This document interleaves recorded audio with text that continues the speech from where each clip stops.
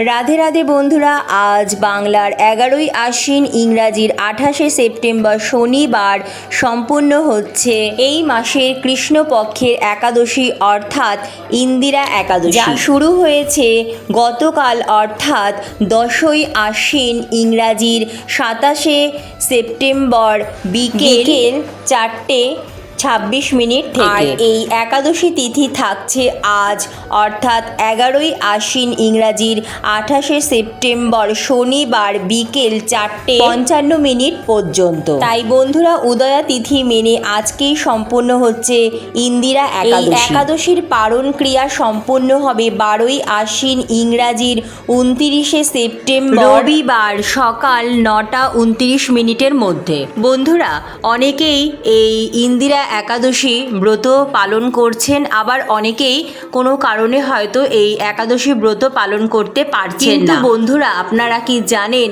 আপনারা যদি ভগবানের সামনে ভক্তি ও নিষ্ঠা সহকারে একটি প্রদীপ প্রজ্বলন করেন এবং তার সাথে সাথে এই ইন্দিরা একাদশী ব্রত মাহাত্ম্য কথা যদি শোনেন, তাহলেও এই ব্রতের ফল আপনি কিছু অংশে অবশ্যই পাবেন। তার সাথে সাথে বন্ধুরা, আপনারা তো সকলেই জানেন যে কোনো ব্রত পালন করলে সেই ব্রতের পূর্ণ ফল পেতে অবশ্যই ব্রত মাহাত্ম্য কথা শ্রবণ করতে হয় বা পাঠ করতে হয়, তাহলেই সেই ব্রতের পূর্ণ ফল পাওয়া যায়। তাই বন্ধুরা, আজ এই ইন্দিরা একাদশীর দিন ভক্তি ও নিষ্ঠা সহকারে অবশ্যই ভগবানের পূজা আরাধনা করুন এবং তার সাথে সাথে একবার হলেও পাঠ করুন বা শ্রবণ করুন ইন্দিরা একাদশী ব্রত। বন্ধুরা, আপনারা যদি একবার বা একের অধিক যত বেশি পারবেন আজকে এই একাদশীর ব্রত মাহাত্ম্য কথা শ্রবণ করুন বা পাঠ করুন, দেখবেন এক অপার শান্তি অনুভব করবেন। তো চলুন বন্ধুরা, শ্রবণ করুন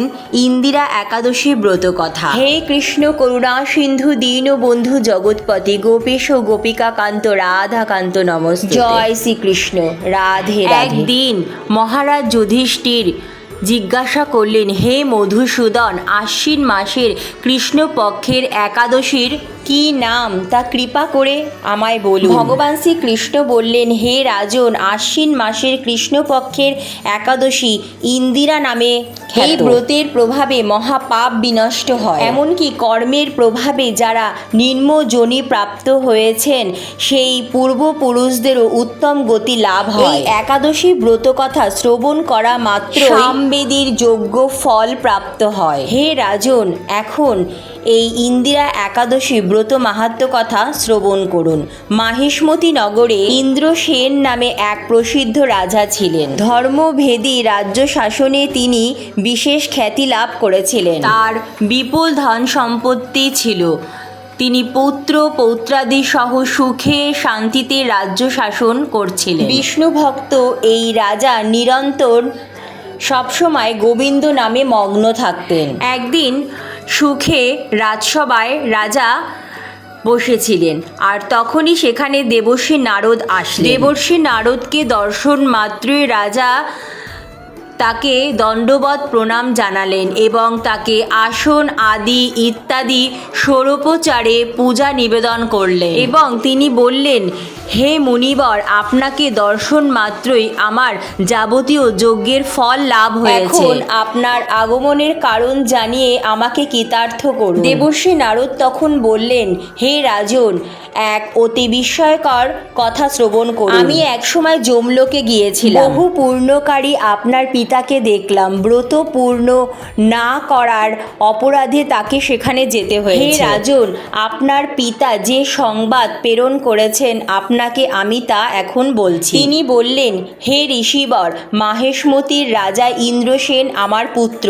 তাকে বলবেন, বহু পূর্ণ কর্ম করার পরও কোনো কারণবশত আমি আজ এখানে আসতে বাধ্য হয়েছি। আপনি কৃপা করে তাকে সর্বপাপনাশক ইন্দিরা একাদশী ব্রত পালন করতে বলুন। এই ব্রতের পূর্ণ ফলের প্রভাবে আমি নিষ্পাপ হয়ে যমালয় থেকে স্বর্গরাজ্যে যেতে সমর্থ হব। এই কারণেই আমার এখানে আগমন।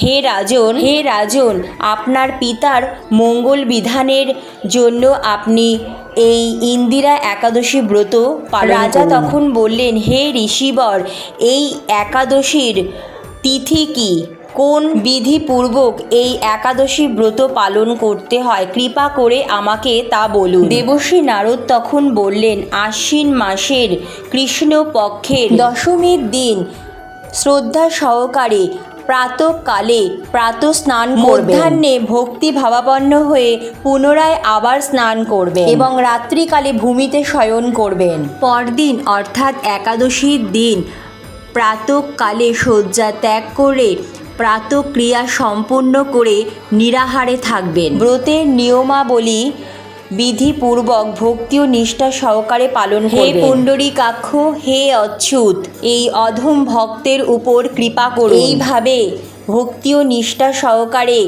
শালগ্রাম শিলার উদ্দেশ্যে পূজা আরাধনা করে তার উদ্দেশ্যে ব্রতের ফল নিবেদন করবেন। দ্বাদশীর দিন ভক্তি ও নিষ্ঠা সহকারে ব্রাহ্মণ বা অসহায় দুঃখী মানুষদের ভোজন করাবেন এবং অবশেষে নিজে সেই মহাপ্রসাদ গ্রহণ করবেন। রাজন, বিধিপূর্বক ভক্তি ও নিষ্ঠা সহকারে শ্রীহরি বিষ্ণু ও ভক্তদের অর্চন করলে আপনার পিতৃবর্গ শীঘ্রই মুক্তি লাভ করে বৈকুণ্ঠ ধাম লাভ করবেন।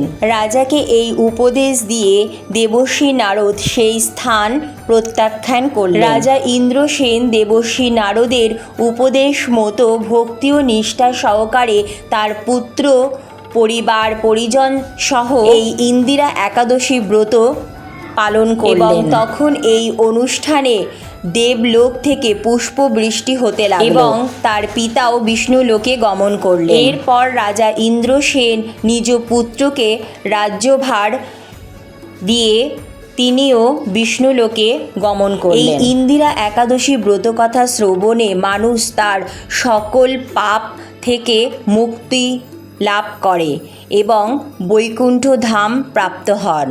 এই বলিয়াই ভগবান শ্রীকৃষ্ণ ইন্দিরা একাদশী ব্রত মাহাত্ম্য কথা সমাপ্ত করলেন। বন্ধুরা, আপনারা যারা আজ ইন্দিরা একাদশী ব্রত পালন করছেন তারা আজ কোনো রকম অন্ন গ্রহণ করবেন না, পারলে পঞ্চরবিশস্য বর্জন করুন, কারণ বন্ধুরা একাদশীতে পঞ্চরবিশস্য বর্জন করাই শ্রেয়। এছাড়া আজকের দিনে কোনো রকম ঝগড়া বিবাদ কলহ অশান্তিতে জড়াবেন না এবং বাড়িতে যারা ব্রত পালন করবেন না তারাও অবশ্যই নিরামিষ আহার গ্রহণ করবেন। আজকের দিনে অর্থাৎ এই একাদশীতে চুলদাড়ি নখ কাটাও উচিত নয় এবং বন্ধুরা ভুলেও আজ একাদশীর দিন কোনো রকম মাদক জাতীয় দ্রব্য বা নেশা জাতীয় দ্রব্য সেবন করবেন না। বাড়িতে আসা অসহায় দরিদ্র মানুষ বা ব্রাহ্মণকে খালি হাতে একদম ফেরাবেন না। নিজ সাধ্য সামর্থ্য মতো অবশ্যই তাদের কিছু দান করুন বা কিছু খাওয়ান। অবলা পশু পাখিদেরও আজ অবশ্যই কিছু খাওয়াবেন। বন্ধুরা, আপনারা যারা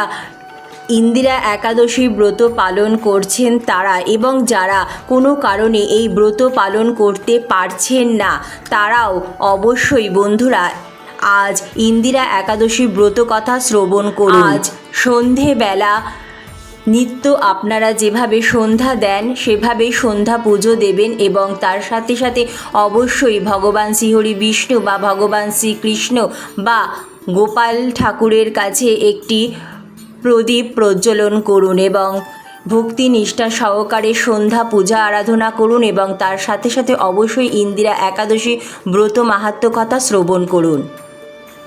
তো বন্ধুরা, আজকের মতো এইটুকুই। কেমন লাগলো আজকের ভিডিওটি অবশ্যই কমেন্ট করে জানাবেন। ভিডিওটি ভালো লাগলে লাইক, শেয়ার ও চ্যানেলটি সাবস্ক্রাইব করার অনুরোধ রইল। অনেক অনেক ধন্যবাদ ভিডিওটি দেখার জন্য। রাধে রাধে।